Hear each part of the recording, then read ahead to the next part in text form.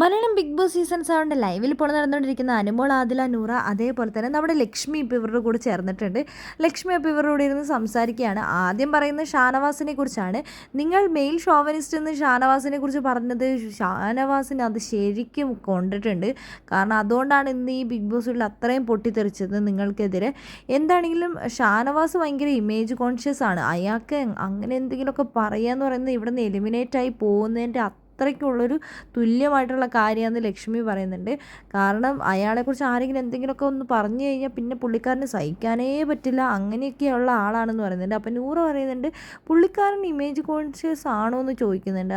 അതന്നെ, നിങ്ങൾക്കതൊന്നും മനസ്സിലായിട്ടില്ല ഇതുവരെ എന്ന് ചോദിക്കുന്നുണ്ട്. ഈ അക്ബർ ഈ ബിഗ് ബോസ് വീട്ടിൽ എന്തിനാണാവോ ഇരിക്കുന്നതെന്ന് നമ്മുടെ അനുമോള് ചോദിക്കുന്നുണ്ട്. ഒരു ഉപകാരവും ഇല്ല. ഈ ദൈവം ഓരോ അനുഗ്രഹമായിട്ടാണ് ഓരോ കഴിവുകൾ ഓരോരുത്തർക്കും കൊടുക്കുന്നത്. അങ്ങനെയാണ് അയാൾക്ക് ഇവിടെ ഒരു പാട്ട് പാടാൻ അത്രയും കഴിവുണ്ടായിട്ട് പോലും അയാൾ ഇങ്ങനെയാണല്ലോ ചെയ്യണതെന്ന് ലക്ഷ്മി പറയുന്നുണ്ട്.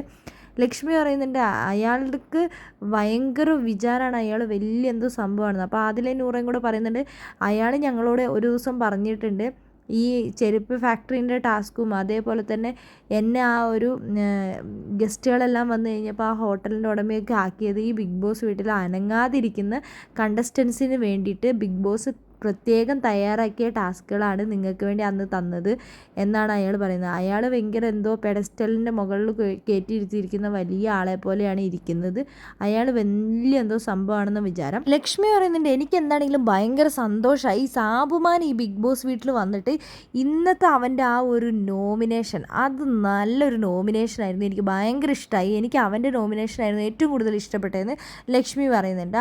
അക്ബറിനിട്ട് കൊടുക്കാനുള്ളത് അവൻ കൊടുത്തിട്ടുണ്ട് എന്നും പറയുന്നുണ്ട്. അപ്പോൾ അനുമോളും പറയുന്നുണ്ട് എനിക്കും അത് തന്നെയാണ് ഇഷ്ടപ്പെട്ടത്, എന്താണെങ്കിലും അക്ബറിന് കൊടുക്കാനുള്ളത് അവനും കൊടുത്തിട്ടുണ്ട് എന്ന് പറയുന്നുണ്ട്.